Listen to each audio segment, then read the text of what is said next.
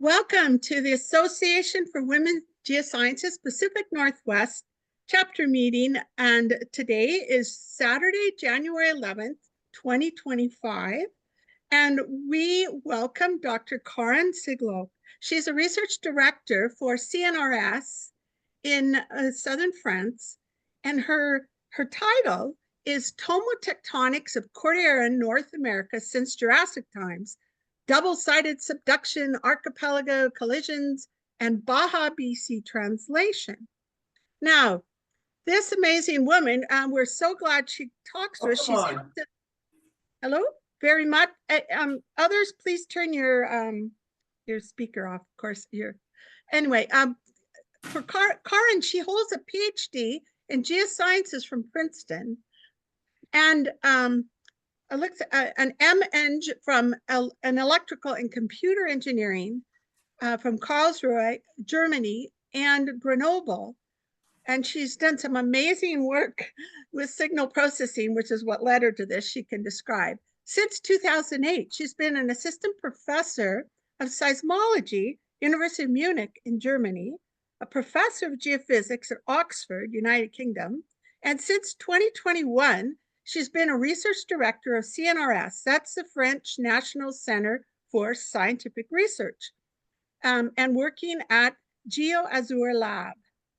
I can't pronounce all of these names, but it's near Côte d'Azur, Nice, near where we're going on our field trip this September for AWG. Her primary research interest is in seismic tomography. Now, she's going to tell you what that means, because many of us don't even know what tomography means. The art and science of computing three-dimensional maps of the interior of solid bodies, first and foremost, the Earth. And she may explain why she got interested in the Earth. Also, her co-author, Mitch Mahalanek, and has been amazingly helpful for us with AWG, even came on part of our field trip. And we look forward to her when we're down in France as well. Thank you for Nick Zentner as well, who introduced us to her. So I would welcome Karin to start and just, of course, remind everyone, it looks like Jackie may not have her speaker off, but everyone have your microphone off. And thank you so much for turning your videos off. And if you could turn your video off, that would help save.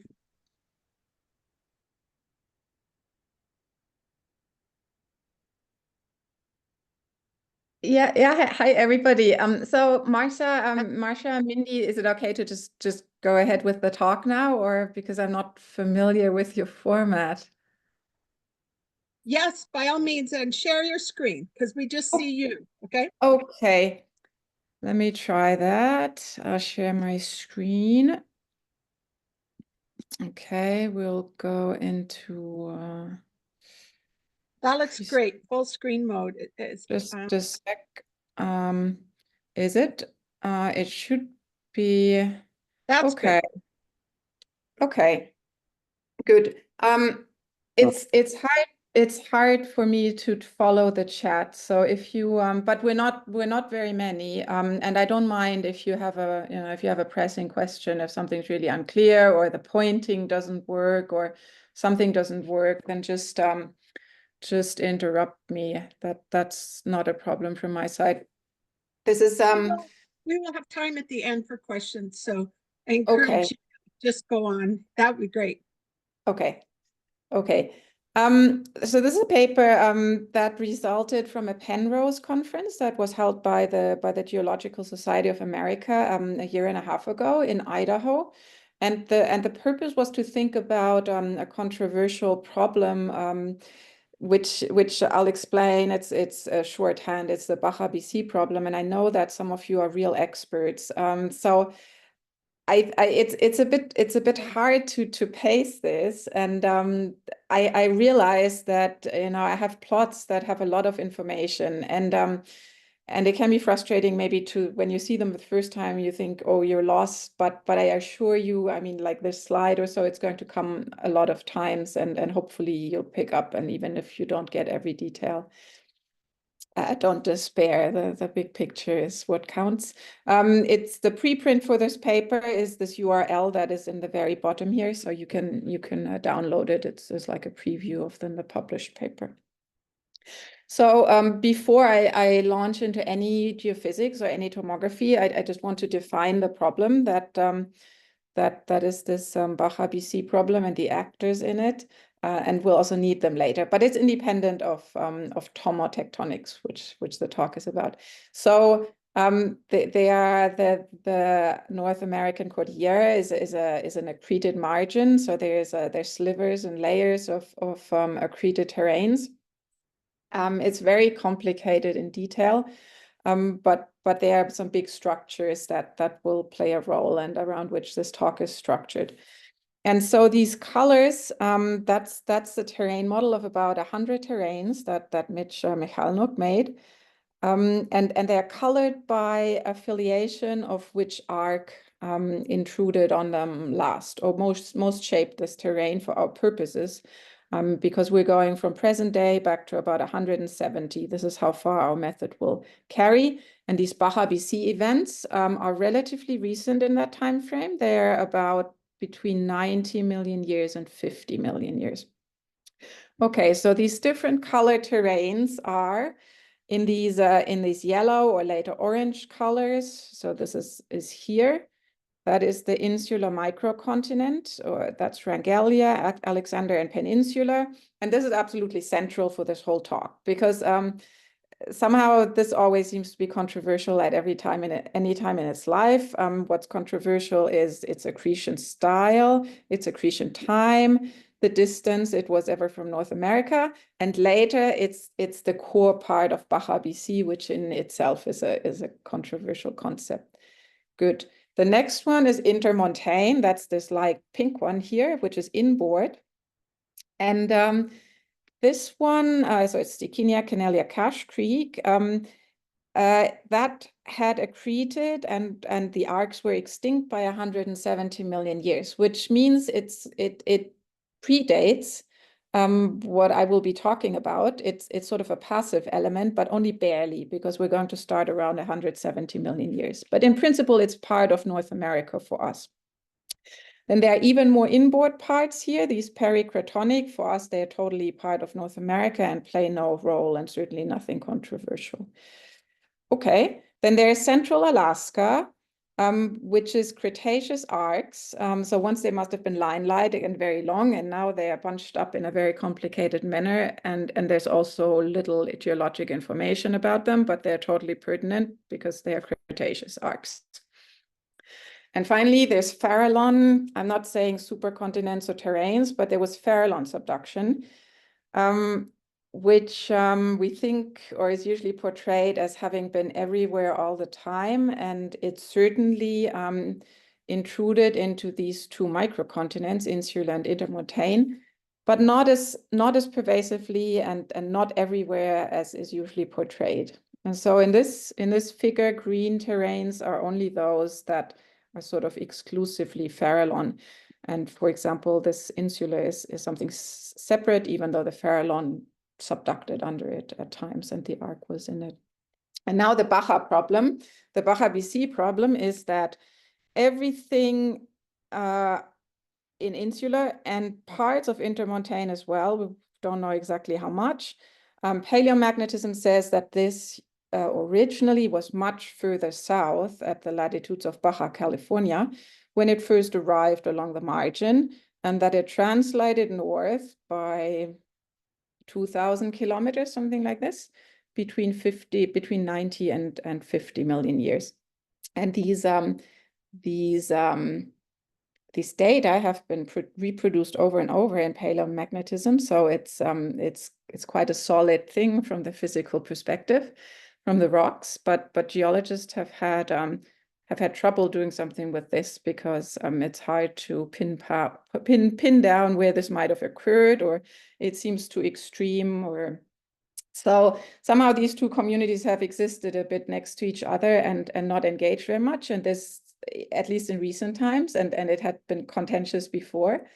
And so this Penrose conference was organized to sort of give this problem another try and another push. This reconstruction, so we're seeing it here at zero, so today, the terrains, but what you can see here at the ends of these colored spaghetti lines here, so are the most robust, most reliable paleo-submagnet sites, so rock formations, that indicate this displacement. And we've reconstructed it back in time. So in absolute coordinates, if you take this site, Churn Creek, Mount Tatlow, very important. So in absolute coordinates, it marches back like this until 50 million years. And then suddenly there's a big sprint, which is basically just latitudinal. So we're going back in time, so that's south. And after which it sort of stays at the same latitude again. Or if you look at it from this time, these rocks were formed 95 million or magnetized 95 million years. Nothing happens to them. And then whoosh. Now, this is the reconstruction that we did. So we somehow tried to incorporate this, what the paleomagnetists said, into our terrain model. And we said, okay, at the face value, that is okay, this data. So we incorporated, but we hadn't really thought about in detail how these northward sprints go with our tomotectonic method that I'll explain. So we just implemented it because 90 million years to 50 million years was a relatively recent time frame, and we'd worked more on things that happened before this. Okay, so that is the geologic observation. I should just quickly say one more thing. So stable North America, for example, here represented by a site in California, rocks from that don't show any displacement. So this Baja BC thing is it's a displacement relative to North America. Okay, so now to something completely different for a while, but we'll cycle back to this issue. So tomotectonics, that's a term that Mitch invented. It means tomographically imaged slabs, so it refers to the tomo. Slabs, that's the subducted ocean lithosphere that is now recycled back into the mantle. And it's the technique of seismic tomography that sees them. And they're plotted here, so that's this colored isosurfaces. They are seismically faster than the average mantle. And so seismic waves travel a little faster through them. And if you have very, very many earthquakes, like tens of thousands, and also thousands of stations at the surface, then the wave paths that are recorded there will cross under North America. And if paths that ran through a certain location, if all of them are fast, then the algorithm decides, okay, there must be a fast structure here. And if it's below the plate, below the lithosphere, then it has to be subducted seafloor. Basically, there's no other reasonable possibility. So we're going to look a lot at those. And the other element is tectonic, refers to quantitative reconstructions of paleoplates at the surface. An element that is shown here. So this is the absolute location of North America at 170 million years, where we'll start at 140, and then it travels until it arrives here today. So that's the two pillars of this method. Going back to Tomo and also to your own region, a very important cornerstone is the Farallon plate. And here we see the subducted Farallon plate under the northwest quarter of the US. And we will see this plotting style over and over. So what's contoured here is the seismically fast material. And you see it starts here. This is the Cascadia Trench. In the 3 rendering, you start seeing fast material is actually quite thin. It has the thickness of basically lithosphere, 100 kilometers, and it goes down into the mantle, and it becomes more and more. And we're here halfway down to the Earth's core, so 1,500 kilometers or so. And the coloring is to show depth, because else it can be hard to make sense of these 3D plots. So the coloring is depth that changes every 200 kilometers. Will always be like that. And the Cordillera is plotted on top of it for reference. And for tectonics, the main datum that helps us make quantitative plate reconstructions is magnetized seafloor. So it's the isochrons of seafloor, and most important for us, or very important, will be the Atlantic actually, because the Atlantic has a full record of how it formed. So here in the middle we can see magnetized seafloor that can be dated by magnetic reversals. So we know it has this age, and a bit further away from the spreading edge it has this, and so it goes. And so it goes up to about 170 million years that this part of the Atlantic started to spread. And that's what is associated with the westward drift of North America. And because these are all here, it's a complete record. This westward drift of the continent is very well constrained. And so it's positioned relative to Pangaea, basically, where it drifted away from. We also have isochrons in this area, and there's a Farallon related. They're important, but they are less complete. We'll see that. So this is a Farallon subduction. We saw in the 3D rendering, we saw the current Farallon plate, which is tiny now. But we know that it used to be much bigger, because here starts the Pacific plate, and all of the Pacific plate seafloor is magnetized. And so such a magnetization speaks to a spreading ridge, this one in this case, which is a spreading ridge between Farallon and Pacific. And so because there are all these isochrons, and they go back to about 100 million years, 180 in this area, we know, so we know for sure that the Pacific plate started forming at 180 million years, and we know that there was a plate spreading away from it, and it's called Farallon. So it's some of the oldest seafloor in the world, which is a lucky thing. And we know that this plate was spreading towards North America, so it must have subducted somewhere there. And it still does, of course. That's this. And so if we take this reconstruction back, so we already saw this is North America today, but if we take it back to 140 million years, it ends up here, much closer to Europe and Africa. And the Pacific plate is still quite young and forms some relatively of its first isochrons here. And that's why we know that a Farallon plate existed here. But what we don't know is how far this Farallon plate extended. And so, meaning everything that's beyond its immediate vicinity of the spreading ridge is negotiable. So especially we don't know where it's subducted.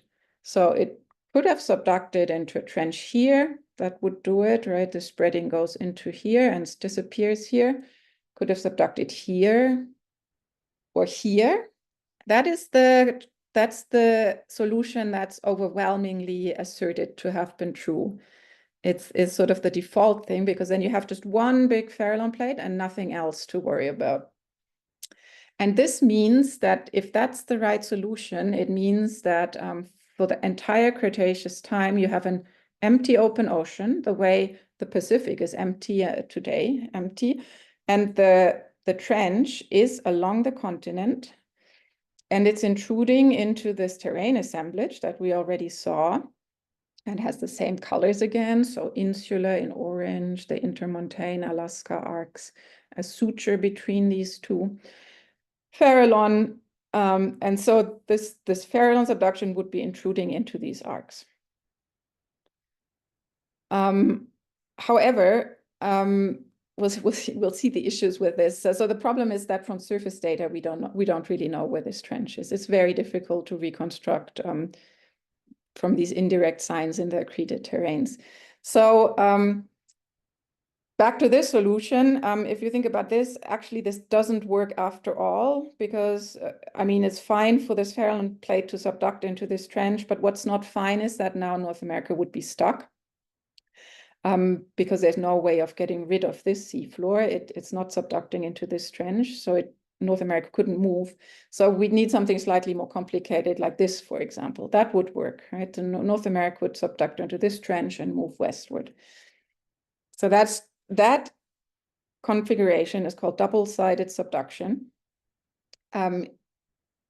Something subducting from both sides, and such a configuration we'd also call an archipelago.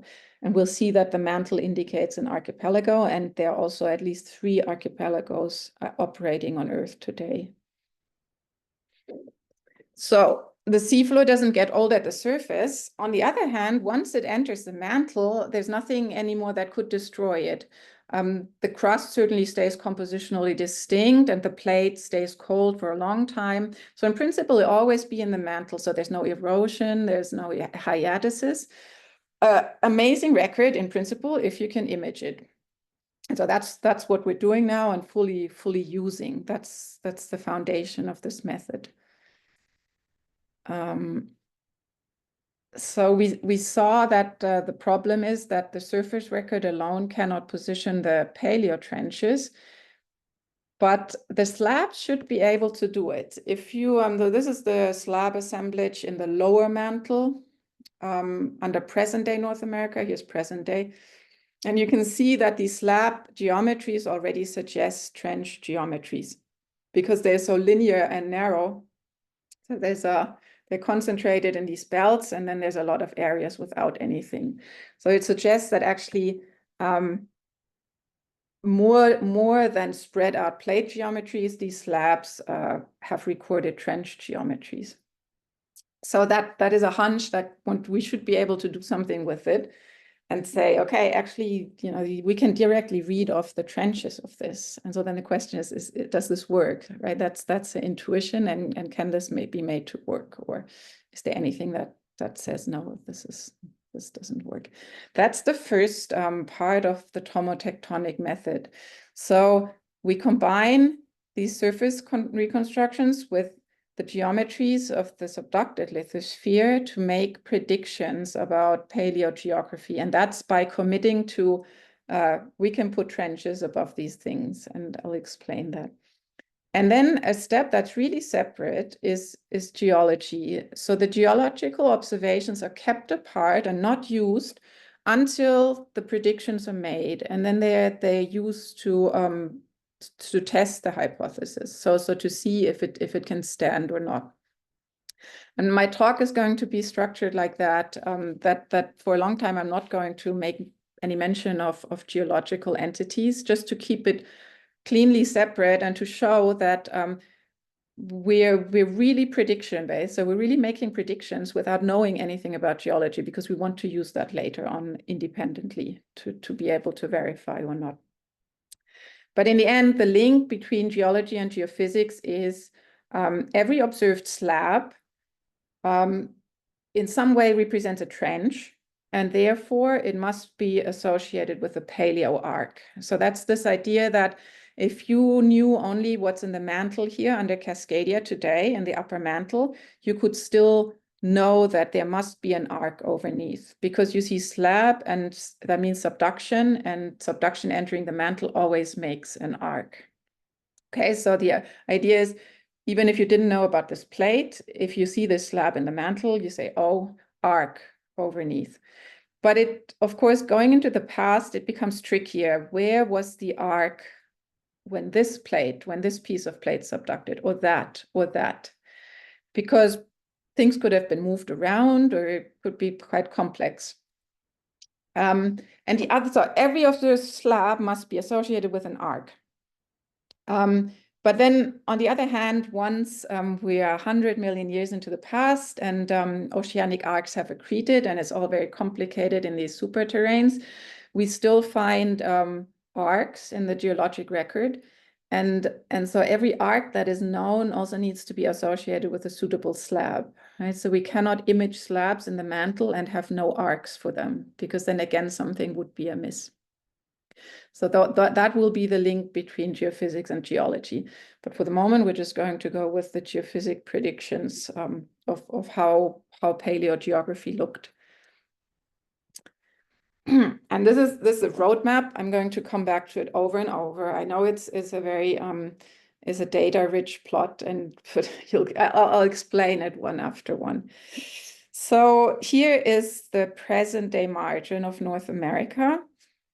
And it's plotted again 30 million years ago, 50 million years ago, 70 million years ago. And so you can see how it migrated in reverse time. And you can also actually see different episodes. It always goes west, but sometimes a bit southerly, sometimes a bit northerly, a bit southerly. And so that's reconstructed relative to the lower mantle. Our best proxy for the lower mantle are the hot spots, and then the Atlantic opening. So this is our best estimate for how North America in absolute coordinates moved relative to the lower mantle.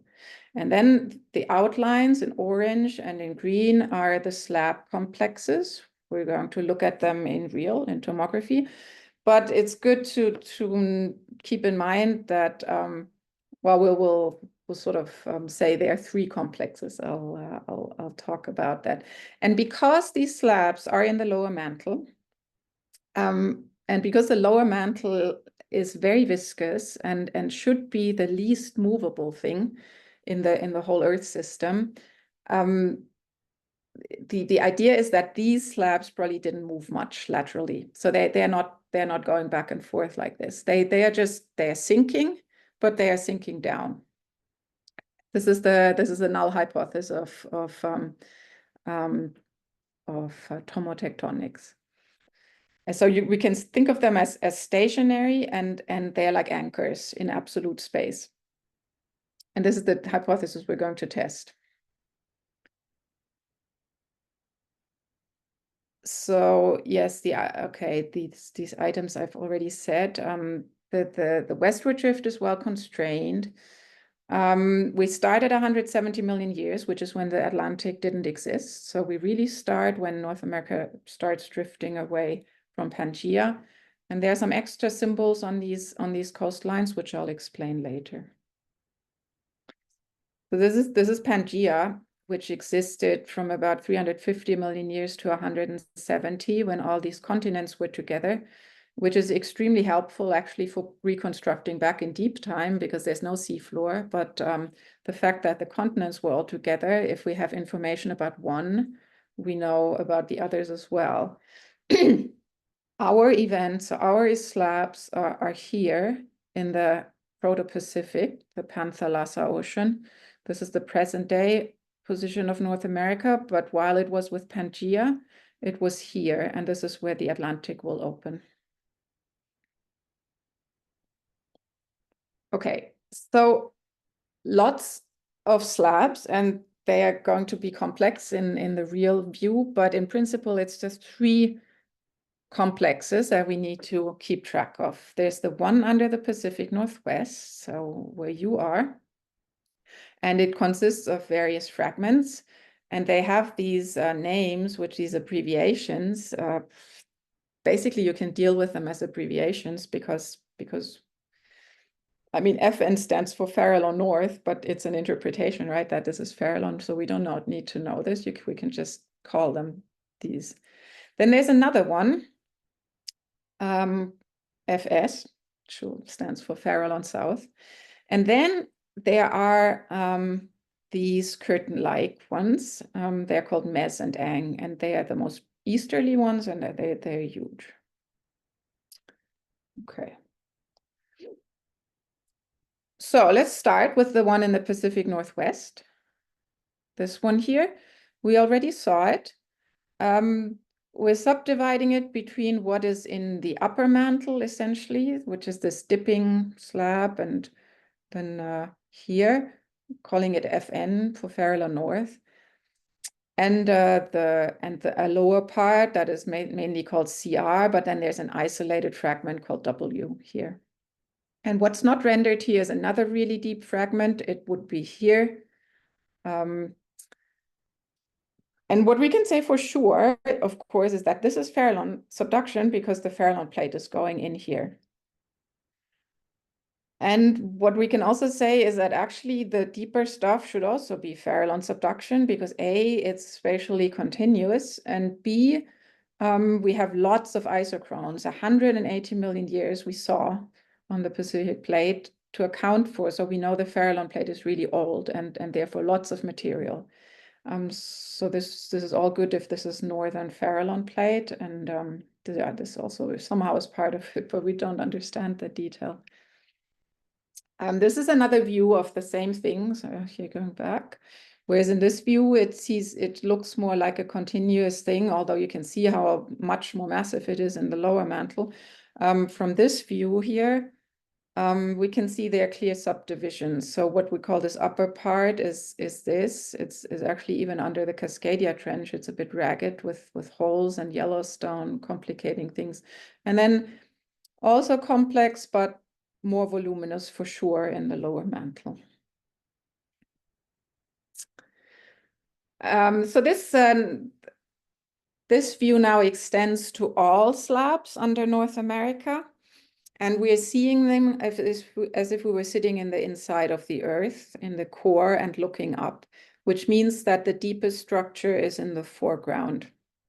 And there it becomes very, it really hits you how linearly concentrated most of the slab is. And especially this deep slab exists only in these curtains that are very concentrated.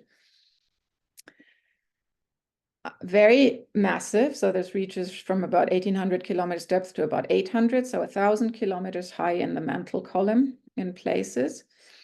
And then shallower things, we see a slab. This is this FS slab, which also reaches fairly deep, so deeper than 1,000 kilometers. Doesn't have a very clear dip, but it ends here because this is lithosphere. So this is North American Craton. And we have this deep end of the Cascadia root, which we just saw, and another deep fragment over here, and we cannot really see the shallow stuff.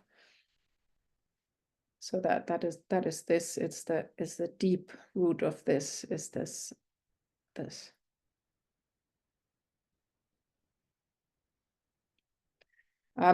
So this is the switching the view. So this is from the looking from inside out, and this is looking from space down. All right, I'm going back and forth. So we can see from the top down, the slabs are more laterally spread out. There's especially this area, the FS, Farallon South Slab, is potentially extending to here, but there's probably an imaging artifact. And this, but it doesn't reach to the trench. We're not plotting the upper 400 kilometers here because it would all be covered with lithosphere, with North American Craton. So the upper 400 kilometers not shown, so that we really see slabs, and here are the slab walls. Okay, so that's, yeah, here again, the relationship to the Pacific Northwest.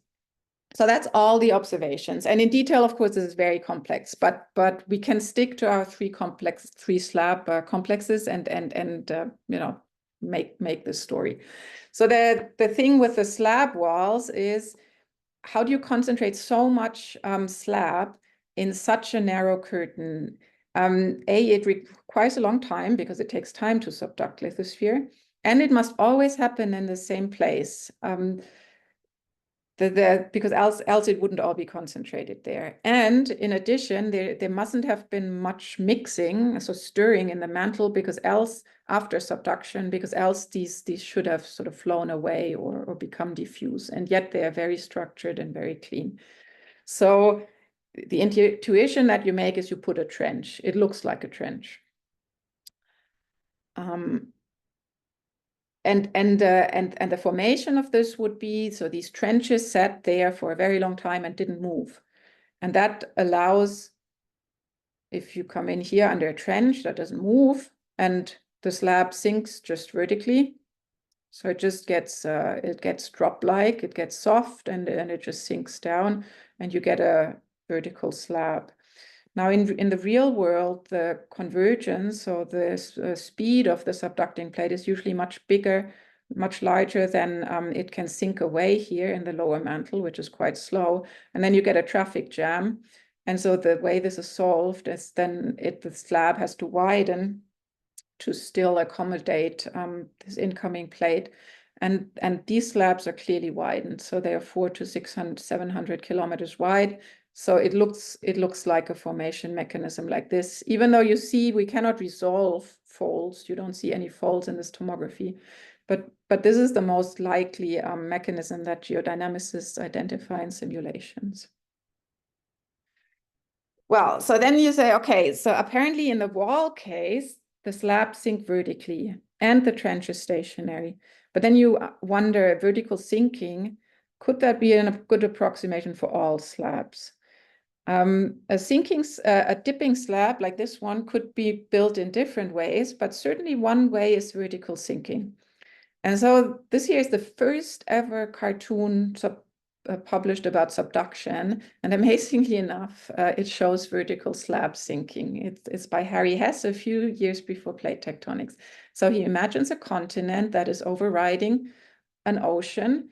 And he imagines the ocean going in here, and soon after it becomes drop-like, viscous, and it just goes plop, plop, plop. And he writes that the trench was in A when the droplet under A was deposited, and the trench was here when this droplet was deposited, and just recently B it deposited this, and that makes a dipping slab. And so we know, for example, here in this case, this continent was moving like in Hess's cartoon, and so could have built this in the same way. So this, when this was deposited, the trench would have been just vertically overhead. And so this becomes our working hypothesis, because it's a very useful here, okay, showing this first. If we again have traffic jam conditions, because subduction is very rapid, then we would get folding, which is actually the case. It's thickened from the transition zone down. And if the convergence, and if the trench here, it moves a little bit in this case, but in the other case it moves much more rapidly, then the plate goes quite flat actually, so it doesn't dip so much. And this is more like this FS slab, and this is more like the FN slab. So this hypothesis could explain all of the slab types that we observe. Don't look at this in detail. It's just to say vertical sinking, very simple process, can form all these different kinds of slabs. And so everything that's observed, which are these gray ones mainly. And it's a very reasonable null hypothesis. From what we know about the mantle, it's totally reasonable that the mantle might do this. It's the simplest one. That means it makes the most predictions. And that's why we're interested in it. You'll see how many predictions it makes. It becomes very rule-based, very algorithmic. And so because it is so predictive about paleogeography, it's important to determine whether or not it holds. So here we've done a totally mechanical transcription of the 3D slab assemblage that I showed you. Cut it every 100 kilometers and ask where was the trench. In the slab walls, it's really easy. The trench is always in the same place because the slab wall is always in the same place. You just put the trench in the middle. In these spread out slabs like FS, you actually don't know exactly at what time it was where. So it's just, we just distribute them a bit evenly. But here we cannot exactly know. But we do know the rate at which the continental margin went over. And same, the CR is a bit complex. It's a slab wall below, and then it becomes more complicated. So now we say we know exactly where all these trenches were. That's amazing, right? Because before we didn't know anything. So now we're claiming we know it all. But now the question is what does this predict? I mean, does this work? Does this predict any things that are actually consistent with what's observed? So first we'll see what it predicts for the Pacific Northwest slabs, then for the California slabs, which are associated with this FS slab, and then everything that's related to the slab walls, which is further east and older. And we always apply this vertical sinking hypothesis, means these trenches that we just digitized. Okay, so for the Pacific Northwest, today, we know there's a trench. The Farallon plate is subducting it, and the trench is on the continent. It's an Andean-style arc.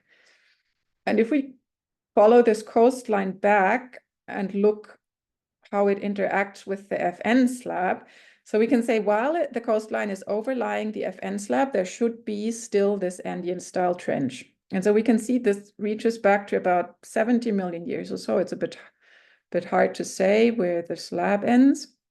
So we would say this current trench situation reaches back to about 70 million years. But you can see that by 80 million years, it goes actually really fast now back in time. It has left this slab. So it has left the Pacific Northwest slab complex. And there's no slab under here. So from the hypothesis, that means no slab means no trench. So this would suggest that times earlier than 80 million years, no trench on the North American margin. Essentially, the continent has moved too far east. It has left the slab behind. The trench is now somewhere here or so, has left the slab behind. So tomotectonics says no trench here, but we also already saw how much slab there is under here, and we know there's 180 million years of Farallon plate and not just 80 million years, which means this subduction kept going. It was present at 80 and 100 and 120, but it sat in the ocean. North America was east of it. Okay, so this is an oceanic trench at that moment. So that's interesting. I mean, that's our well-known Cascades Trench that Marcia has a volcano behind her, but it was completely different. It sat in the ocean before it became today's Cascades Trench. Okay, I think we covered this. Yes, so the Northern Farallon Trench was built on the North American margin from 0 to 70, and it's associated with the slab. But then it leaves it and it stays in this absolute area and is continental and is oceanic. It's oceanic. And the margin didn't have a Farallon trench. The Pacific Northwest margin didn't have a trench. So let's go to California. What are the predictions here? Look at the margin today. There's no slab under it, so no trench in California. Well, that's good because we know there's actually no trench in California. We also know it's a plate boundary. So because it's no trench, and it cannot be a spreading ridge either because there is no spreading ridge between a continent and the ocean. So by default, this must be a transform margin. Again, that's really nice because we know that that's the San Andreas system. So there is actually a transform margin as predicted by tomotectonics here. But if we go back in time, this you can ignore because it's much too deep. Go back in time, there's no slab under here, there's no slab under here, there's no slab under here, means all transform margin back to about this time when a slab begins. This time is about 80 million years, roughly. So we'd say transform margin back until 80 million years, and from 80 million years back in time, there was a continental trench. So there was a trench along the margin, reaching back to this time, which is about 130 roughly. So an Andean style trench during these time frames. And now we know it must be Farallon subduction. And again, we know this from the isochrons. So it must have looked like this. This is a reconstruction of North America to 80 million years. And in the Pacific, the Farallon plate is quite large already at this time.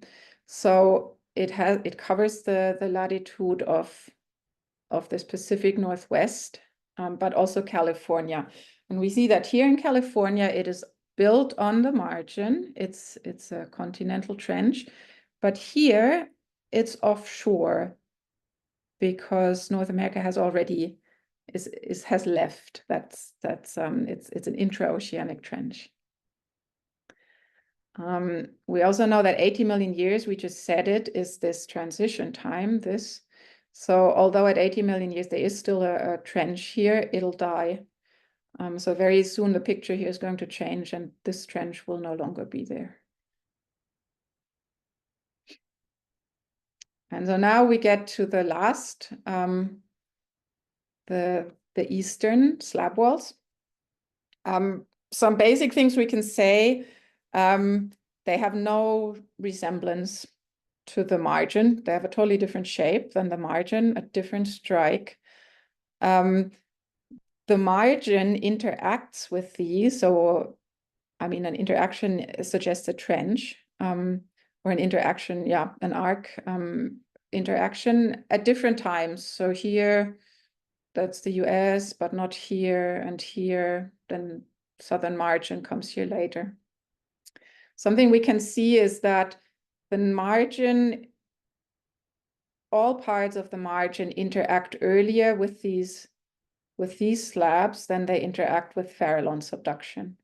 It's an important point. So first they encounter this thing before they encounter any Farallon trench.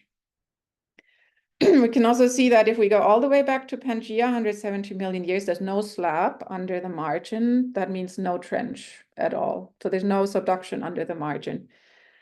And this means that we can determine in which direction lithosphere entered into these orange slabs, because what needs to disappear in order to let North America move is this ocean. There's ocean here, there's ocean here.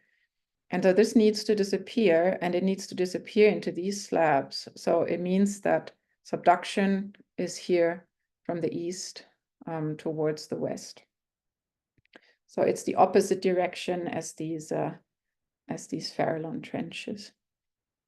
It has to be that way. Here we can see that's the open ocean. Well, North America is still with Pangaea and subduction starts, and that's what lets North America advance. And at the same time, there's a new Farallon, a new plate forming, the Pacific plate, and the spreading tells us that this plate is subducting in this direction.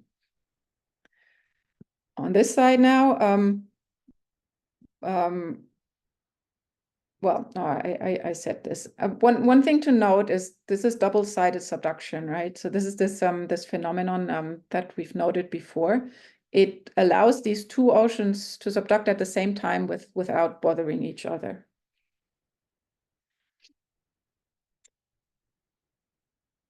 Okay.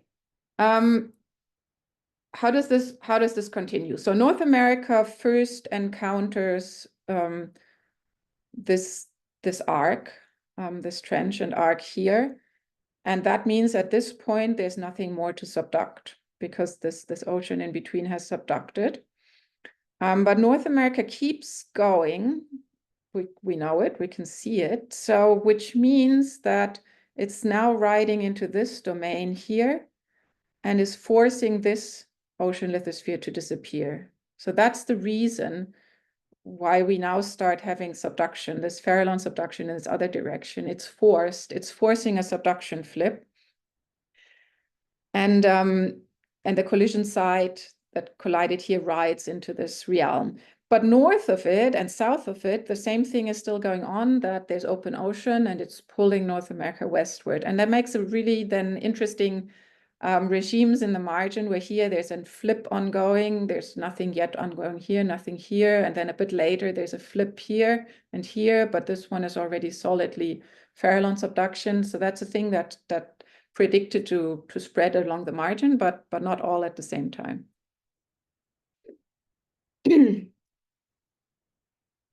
Okay, and we can see it in the slab geometries. So we're plotting again these slabs themselves, but only in the lower mantle. And you can see here that this part that is protruding eastward, it stops, it ends at quite a deep depth. So we can actually see how North America arrived and there was nothing more to subduct. So the slab here ends at a quite deep depth. And then a bit further on, the slab ends at a shallower depth because subduction went on here for a longer time. And here, subduction went on for even longer, or here. So the slab builds up to a higher depth. So we can really see this, this prediction reflected in the slab geometry. So this means that this ocean here, we said this ocean lithosphere here, especially here, it disappears. And between hitting this arc here or this trench and the Farallon subduction starting, there's a suture. So it means that this ocean here is suturing. That's a prediction that is made here. And whatever arc terrain is sitting here, spoiler, it's insular superterrain, but we don't know that yet. Whatever arc terrain that's sitting here is going to have a suture between it and North America. You can see the BC margin actually has a quite a it's passive for a long time, and then it starts interacting with this other slab, but it certainly doesn't interact with Farallon or anything anytime soon.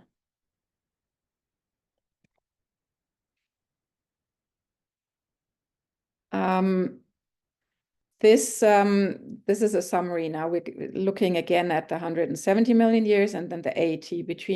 Between those times, a lot has changed. So by 100 million years, this ocean no longer exists, and North America is overriding all of this.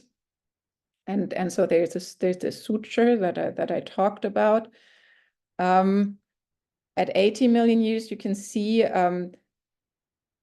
the Farallon trench is now solidly established along this margin, the eastward trench, but not quite here yet, because this double subduction that has always existed here isn't quite finished yet. It's in the process of being overridden, and we call this microplate here that has always existed, we call it the Orcas plate, and it will play an important role in the Baja BC story.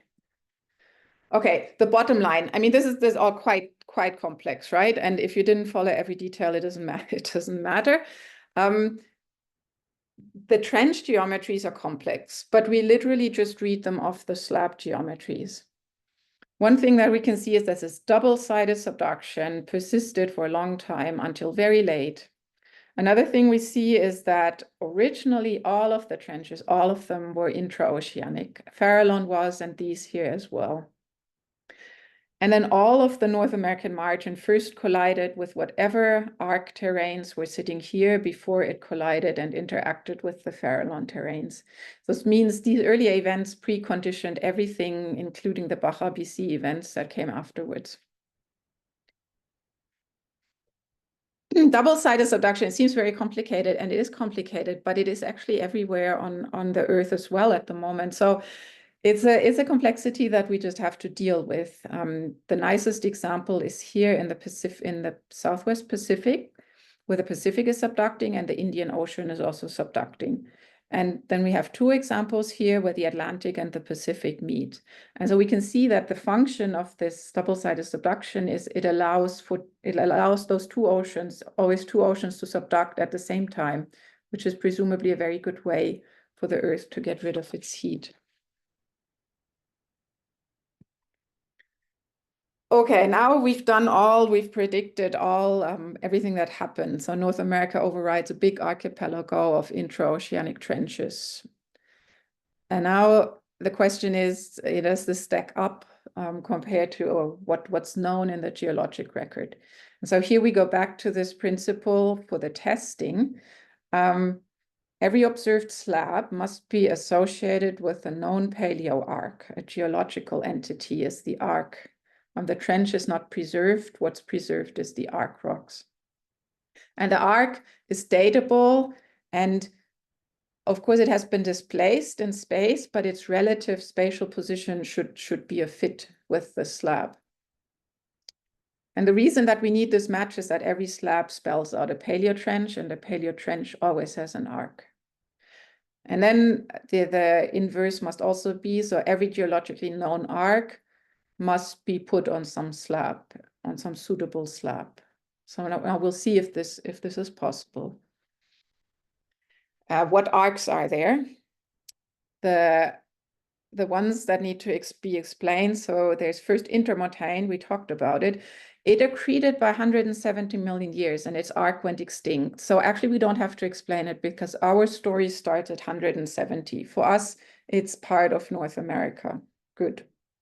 Insular supercontinent, insular microcontinent or insular superterrain, the orange, that's key. So that the positioning that is key because it has Cretaceous arcs, and so we need to account for it. Also later, it will be the core of Baja BC. there are the Central Alaskan arcs. They are Cretaceous, so we need to account for them. And then there's the Farallon subduction, which is mainly accretionary complexes here. So, but that also counts as arc. And then there's the Sierra Nevada, which is built on stable North America. So we need to account for those. And between North America or intermontane and insular is the suture, which we've worked a lot on and debated, and so but which is an earlier event. This is the suture of the Mescalera Ocean. Okay, and so that needs to be explained. And if we expand that back in time, then for us, we say this is the way we can do it. It actually works. So North America starts at 170 million years, and it already has intermontane, because that's extinct. We don't have to care about it. Here is the Mescalera slab, and we have to put insular on that. Why? Insular is a Cretaceous arc, so we need to put it over a slab. The only reasonable slab is this slab in terms of latitude and in terms of relative inboard-outboard position between IMS and the Farallon slabs. Maybe I should have started again with the more recent slabs. So it's completely clear what we have to put on here. We said this is from 130 million years to 80 million years. It's a continental arc. So it must, and it's in the California latitude, so it must be the Sierra Nevada batholith arc, a very spectacular arc, and it's built on the craton. So that's exactly what's required. Part of that is also the Idaho batholith arc phase. So we would put that here on the northern edge. So that's in that arc. This one here should be the easiest, and it is easy for the last 50 million years. So we put the Cascades arc, continental arc, but then that doesn't reach further back than about 50 million years. And we said we have 180 million years of subduction here. And so there is, that's a bit frustrating. There are actually older slivers of subduction, notably the Pacific Rim terrain that's accreted under Vancouver Island, and other arc slivers that seem to be all under Vancouver Island from seismics. But yet, so much Farallon subduction, and it's the best known. It's the northern Farallon subduction with 180 million years of isochrons and so little arc. Bit frustrating, but you'll see actually how this could be, because Baja BC, just before the Cascadia arc at 50 million years, has to scoot past there, and it could well have taken away with it a lot of that older arc. So maybe it's not as frustrating as it seems. Okay, so we're sort of getting to the final stretch here. You have to, I don't have a movie here. I think it's better to imagine, or again, go through what happened now or what happens now. And I suggest to you that we follow insular superterrain, because if we follow the fate or what happens to insular superterrain, we also see what happens to the other ones. And we need to understand what happens to insular in order to now circle back to our Baja BC events, which are 90 to 50. So we start out here. North America is practically a passive margin. This Mescalera Ocean and this Angayucham Ocean has to disappear. It does so by subducting into these trenches, and North America approaches. And so it first hits here. It hits at, well, actually in this reconstruction, it hits in BC. In our newest one, it hits more down there, but there's a certain uncertainty, but it's a localized hit. And then it keeps hitting more and more, right? And so these insular arcs will get plastered against the margin as the margin rides into this. Let me just see how I did this. Yeah, so we can look at it here. So now we actually follow the margin, and this is a reconstruction where it hits. It's a newer one. It's probably also a more accurate one. It hits at Californian latitude, so the ocean disappears, and We can see here, so insular is sitting here. The margin will hit it in this space. This is the suture of the ocean, and now the Farallon subduction starts going in the other direction. And it will put its arc over everything that happened here into insular, over the suture. And at this point in the margin, it happens at this time. So this is 130, but at a more southerly point in the margin, it happens a bit later. And in Mexico, it happens even later, right? But we can see that by about 100 million years, all of the margin has gone over the mesh slab, meaning this Mescalera ocean is gone and the suturing is done. And all of insular and its extension, which is called Guerrero superterrane, is accreted against the margin. And against it is Farallon subduction now from the opposite direction. So insular is now clamped against the margin, and Farallon subduction is going under it in this sector. Different story here. You can see that British Columbia, Canada stays a passive margin for a long time, and then it starts interacting with these central Alaska arcs. And this is actually something I forgot to say, I suppose, because the last thing we had to account for is central Alaska in northerly. And so if we put it relatively northerly, and the slab didn't have anything yet, put it here, it should work out. So it's overriding these arcs slowly, very slowly. You can see from about 130 to 50 or so. It took a long time and a very oblique angle. And it's somehow slopping them off the lithosphere, the mantle. And then there's still this base holder. It's this Orcas plate that is keeping the distance between these double-sided subductions. So there's still some, it doesn't immediately encounter the Farallon in the Pacific Northwest, which is offshore. Okay. The good thing is, so now we've accounted for the Sierra Nevada arc, which looms very large in US geology. And we've also accounted for the Sierra Nevada orogeny, which is very localized, and then it widens into the Sevier orogeny and Canadian Rocky Mountains orogenies here. And we also explained that the Sierra Nevada arc suddenly shuts down at 80 million years. And now, how do I do it? So now it becomes complicated, but now we're really in the home stretch. So we're at 80 million years, and insular superterrane is accreted here along the margin. And now we can see subduction stops here and the arc stops. So there's no longer a subduction zone clamping down this insular superterrane. And on the other hand, here in the north, the margin is still free because there's no trench, there's this microplate.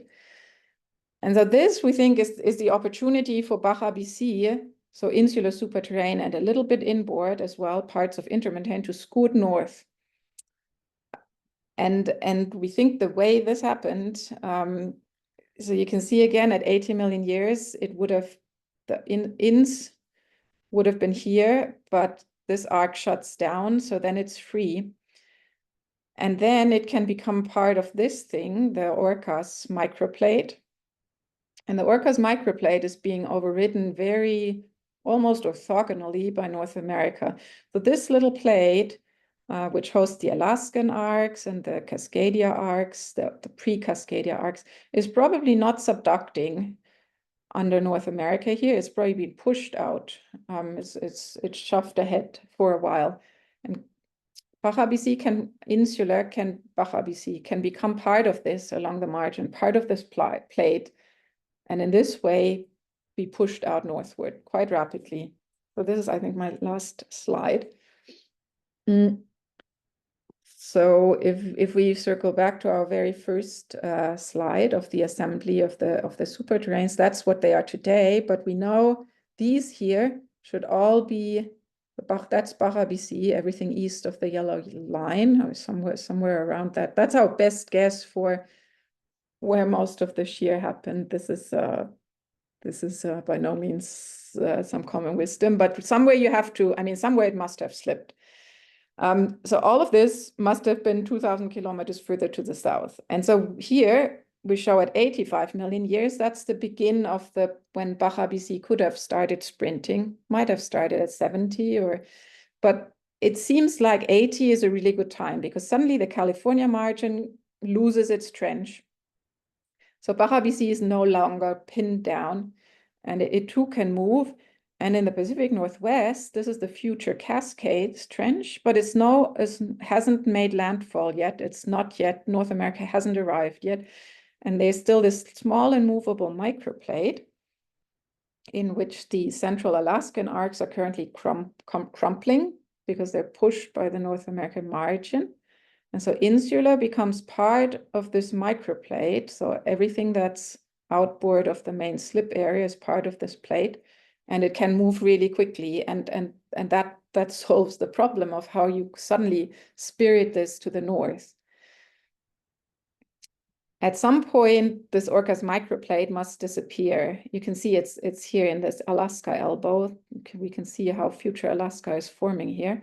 It must disappear because it's no longer there. And there are possibilities, and the most likely one is that there's a slab here. I can show it to you later. It's quite shallow. It's sitting sort of on top of the Cascadia system. So that is a possibility. But in any case, it disappears, and that's what compacts Alaska. You can already see that it's very close. And in the end, we'll end up here. So that is my story. I have a way too long list of conclusions or discussion points. So I'll leave it to you. And it's also time.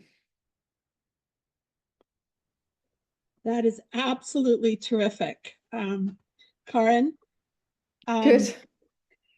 I know some people will be overwhelmed. I have been reading your articles and trying to understand them and trying to describe them. There's no better way to understand than teach someone else, like on our field trips. But I still don't understand them. And the implications of what you and Mitch and others have found out is incredible. I mean, for where we'll find minerals, why we have minerals, and important geology, and even faults in places we didn't know we had them is incredible. And even the implications for T-Rex and dinosaurs, why they evolved certain ways and didn't. So I'll just give you one chance to maybe summarize some of the implications. And then my question is, what happens at the core mantle boundary? Like what happens to these slabs when they go there? That's my question. Then I'll let you answer, and then everyone get together your questions. Between Marcia and I will try to field some of them. And any other questions we can get, either email to us. If we don't answer them, we'll get the answers and we'll send them back. But right now we're going to record some of the biggest items. Thanks. I mean, it's like about the implications. It's like you say, it's there are many, because it's a shift in the overall view. You know, it's a shift in seeing North America not like the Andes, where a big empty ocean has been subducting and is subducting under a continent, but a whole ecosystem of trenches, double-sided subduction, right? And we had it somewhere here. Of course, there are lots of minerals, for example, forming in these trenches in the Southwest Pacific at the moment. Everything's very movable. It's just a really a shift of perspective, but I think it's one that we have to do because clearly these systems exist. I mean, here we see 3 of them. We know how they work. We know they're complex, but we understand how they work, and that's what the mantle indicates. Happened under North America. And your second question was what happens at the core mantle boundary. We can see the slabs to the lowermost mantle. So the biggest accumulation of slabs in the lowermost mantle on the core mantle boundary is under East Asia. So half of Asia, the eastern half. And that fits super because at the sinking rates that are implied by these geometries. So we can measure sinking rates on these. If something was stopped subducting 150 million years ago, like the first hit, it's now at 1,500 kilometers depth observed. That means on average it sank 10 millimeters a year. So that means to get to the core mantle boundary, it takes about 300 million years. And so that's Paleozoic. And the core mantle boundary under East Asia is full of those slabs. And we know that East Asia assembled in the Paleozoic. So it clearly works. And then in the mid-mantle, middle half of the mantle, we have all these Cordilleran slabs from West Antarctica, basically, or Chile, through North America into Siberia. And we have the Tethyan chains. And so that's the middle of the mantle, and that's Mesozoic. And so that also fits. When they get to the core mantle boundary, they warm up. At some point, they become invisible to seismic tomography because they are now as warm as the ambient mantle. So we don't think we see slabs much older than the 400 million years or so, but maybe in the future we'll figure out how to do that. Great. I've been looking for questions. There's Marcia. Does anyone have specific questions?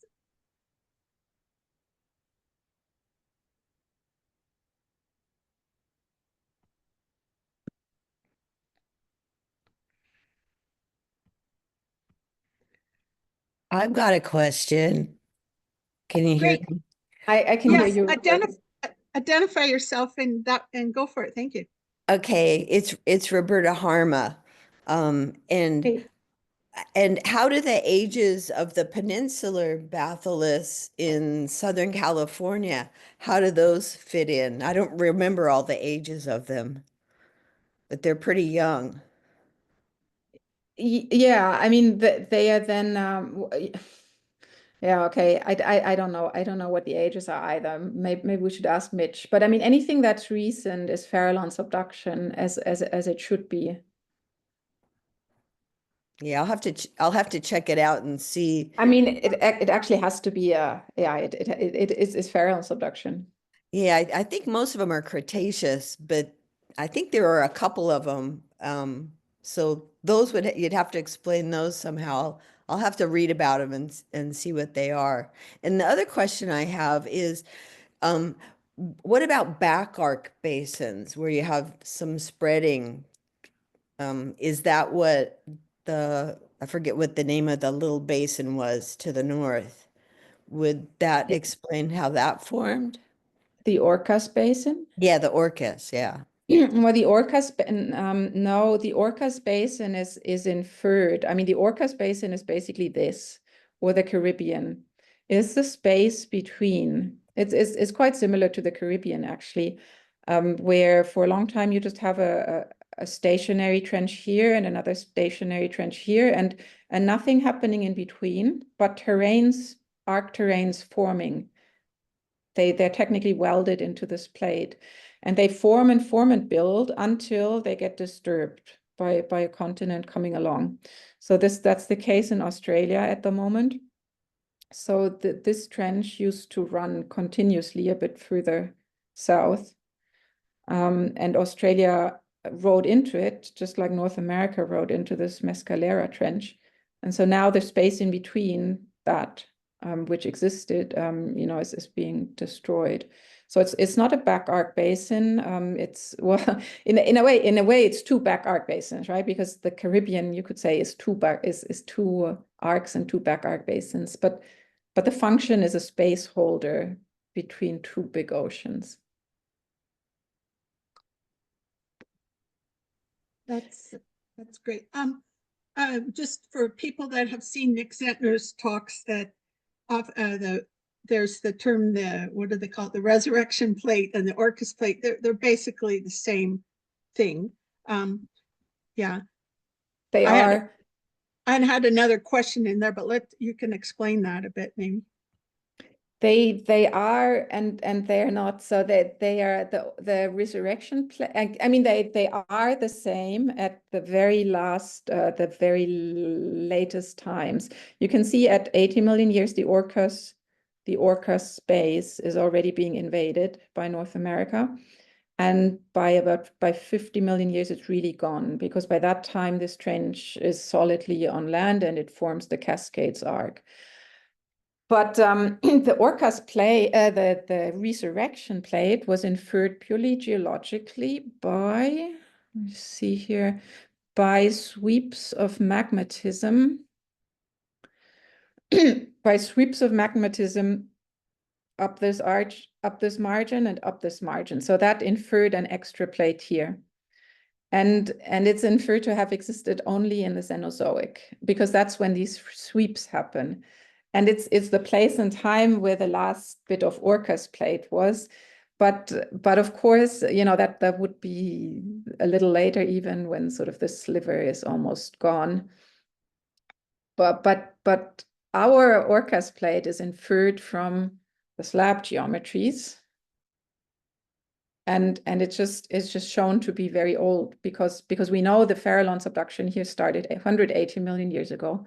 And this one is equally deep, and it must have started when North America migrated. So at the very latest, 170 million years ago. So the Orcas plate existed since that time. It's just a white space in between. And so the resurrection plate is like the very last gasp of the Orcas plate that was inferred differently from different data.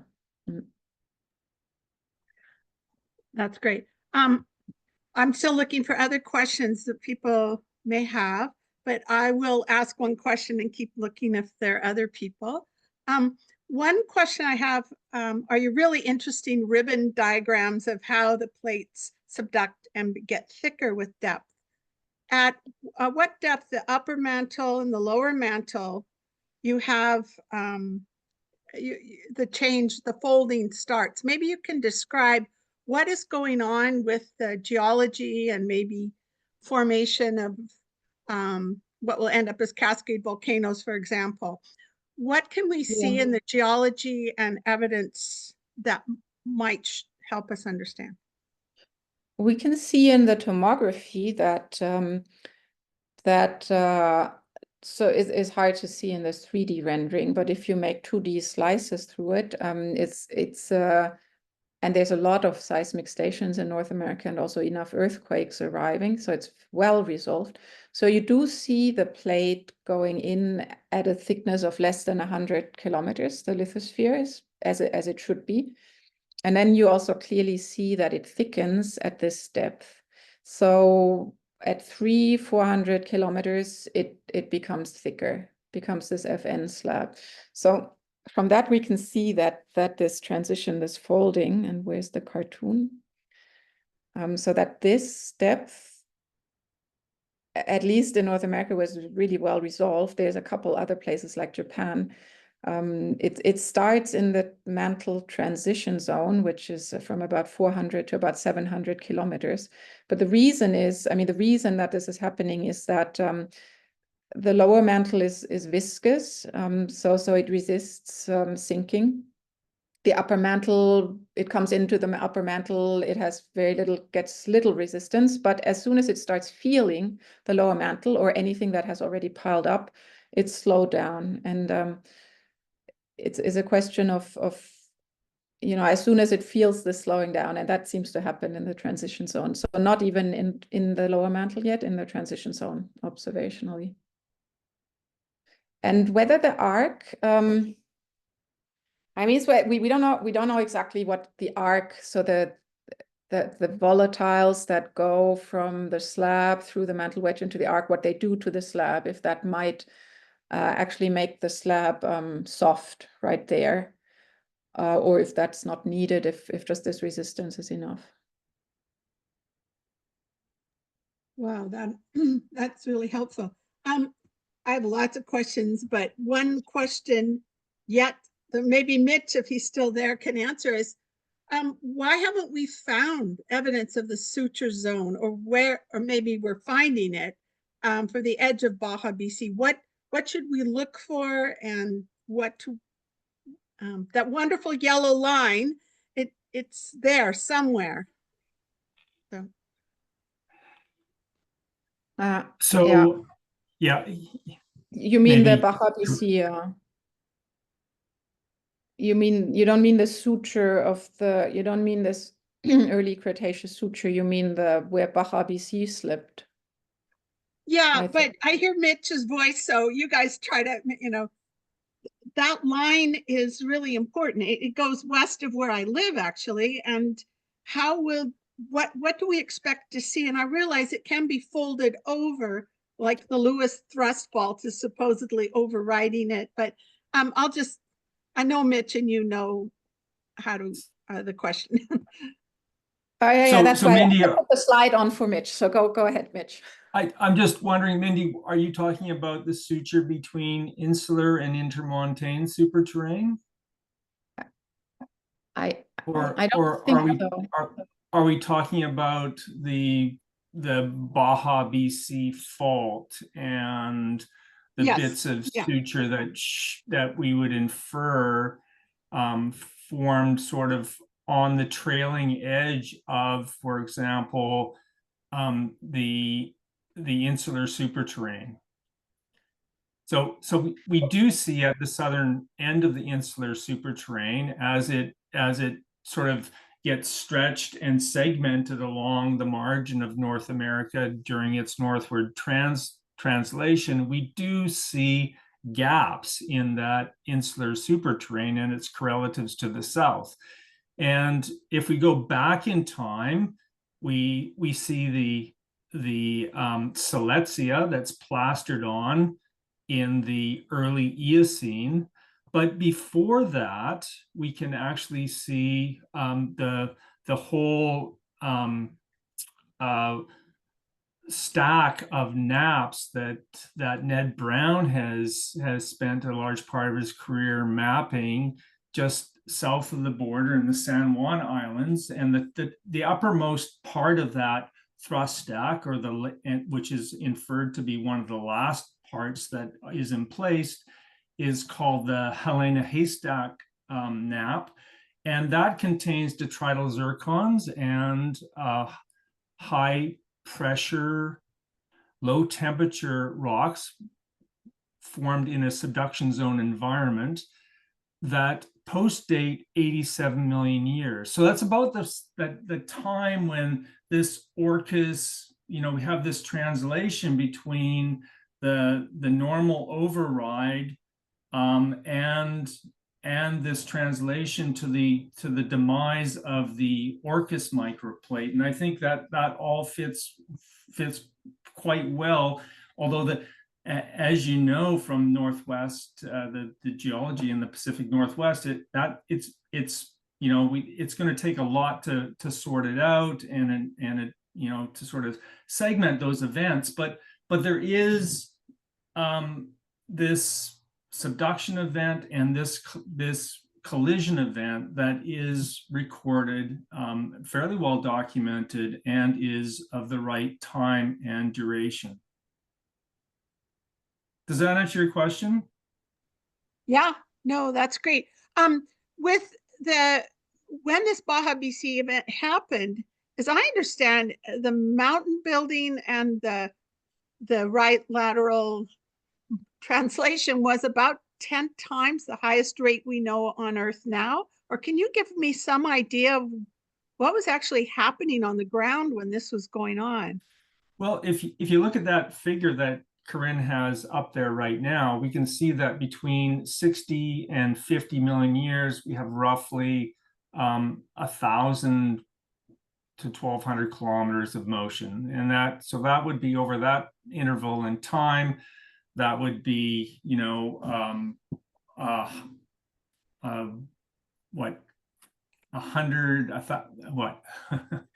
I have to do the calculation now. So that's it's 10 centimeters per year. 10, yeah, which is not unreasonable.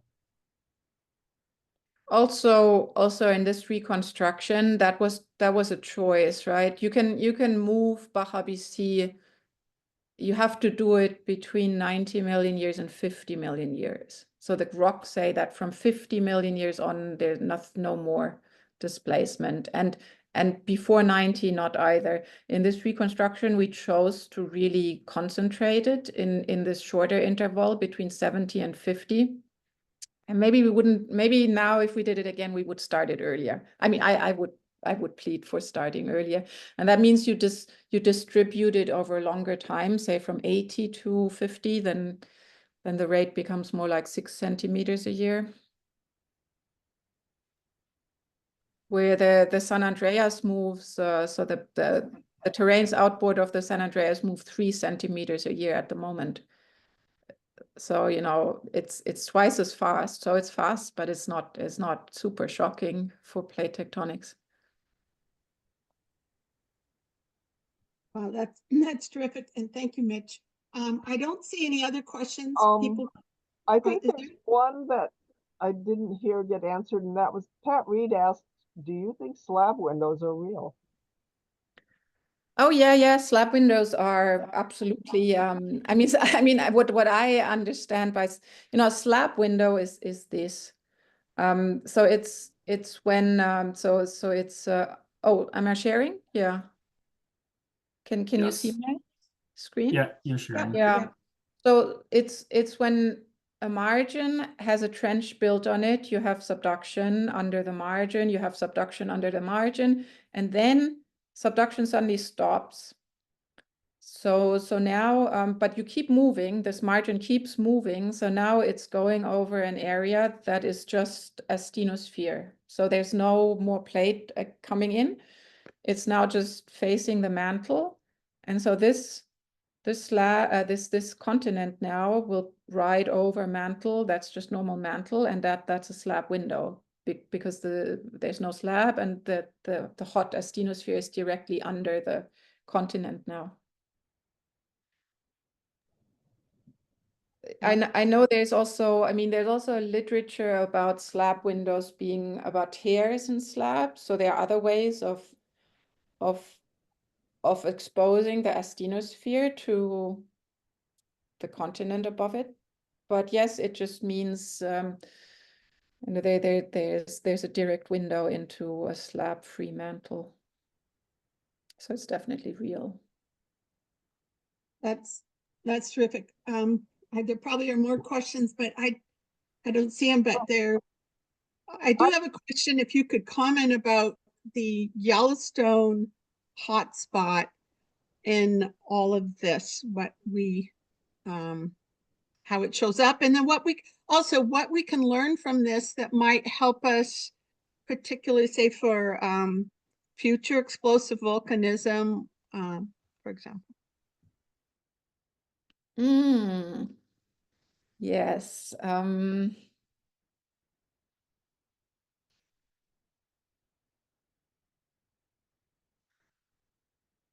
So Yellowstone is a better figure. That's not bad.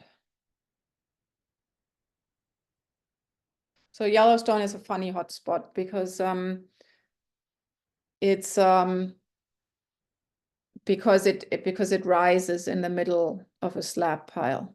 This volcanism is very strange. It's actually the only one that's like this. So it's probably not a proper plume.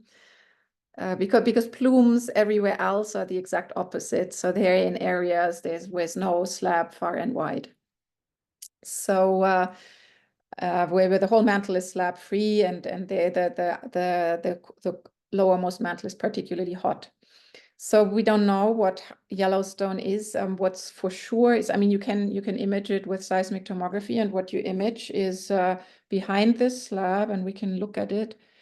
There's a hollow. So this is Yellowstone, and if we go into the slab pile, there's sort of a hollow behind or inside this whole Cascadia pile, and it's almost circular, spherical, about 1,000 kilometers in diameter, and concentrated centered at about 1,000 kilometers depth.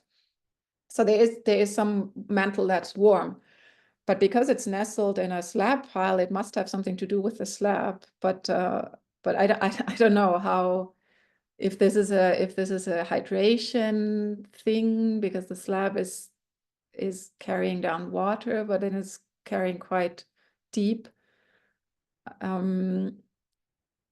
It's strange, Yellowstone, and I don't know what we can learn about explosive volcanism. I mean, the volcanism is explosive because it's continental crust and a wet kind of volcanism.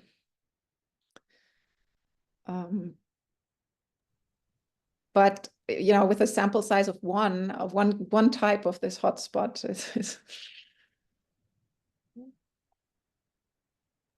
Well, that right there is more than I'd known before. And you just know so much about all of these areas. And what you've done is so, it's, to me, is so inspiring and exciting. You're breaking new boundaries. And like many new things in the world and science, not everyone agrees. But you're just so gracious and respectful on talking and dealing with things. And this is really important for the next generation of scientists to think, what are the implications? What can we go test? What can we see?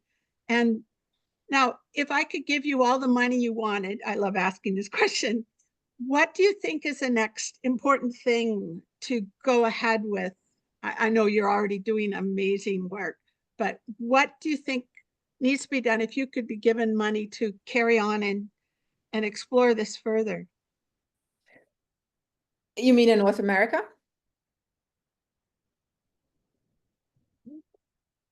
Or Anywhere elsewhere? in the world, anywhere, whatever. Yeah. I mean, the general, we make progress when we get sharper images of the mantle, and for that we need more seismic stations, because the seismic stations are very unevenly distributed, as are the earthquakes. So it's the exact opposite of a medical tomography or so, which is completely engineered with sources everywhere, with receivers everywhere, and so you get super sharp images. And we have just very uneven coverage, hardly anything in the oceans, hardly anything in poorer countries. So, you know, you throw really a lot of money at it, then you instrument the planet. Specifically for tomotectonics, and then you get sharper images. And I mean, there are imaging into the lowermost mantle remains a challenge. We, for example, know we can see it relatively fuzzily that under this slabscape that ends at about 2,000 kilometers depth, there's more slab under North America, and it goes to the core mantle boundary. So there as well is an older story, which is too fuzzy at the moment. It's not sharply enough defined that you could really put a trench, you know, it strikes in this direction, it strikes in that direction.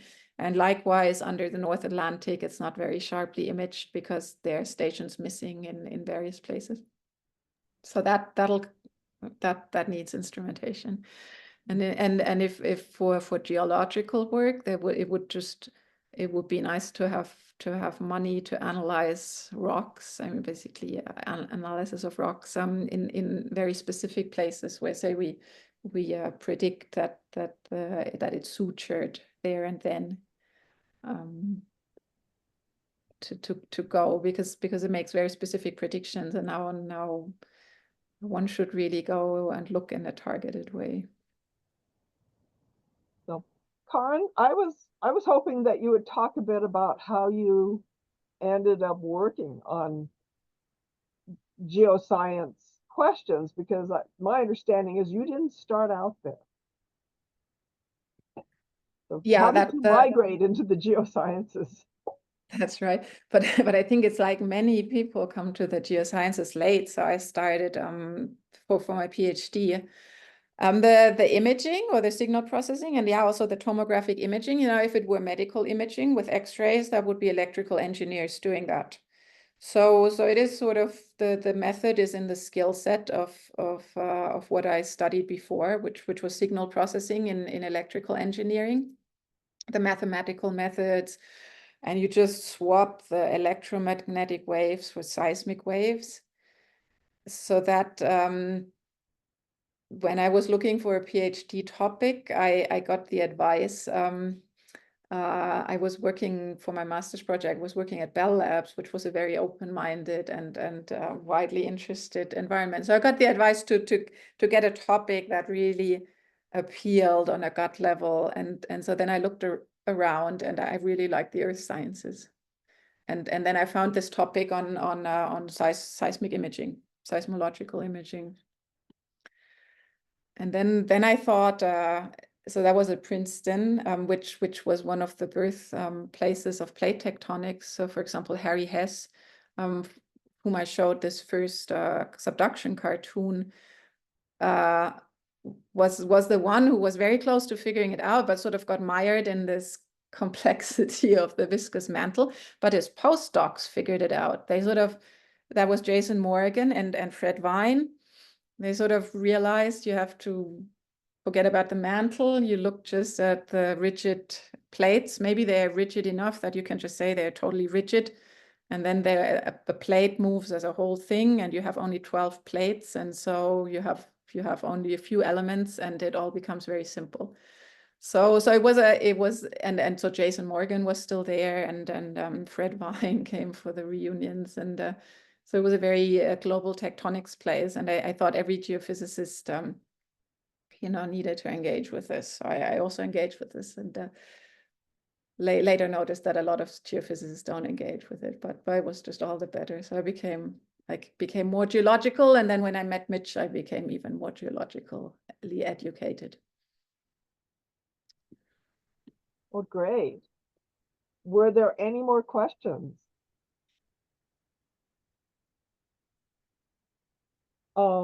Well, if not, I'm going to go ahead and stop the recording.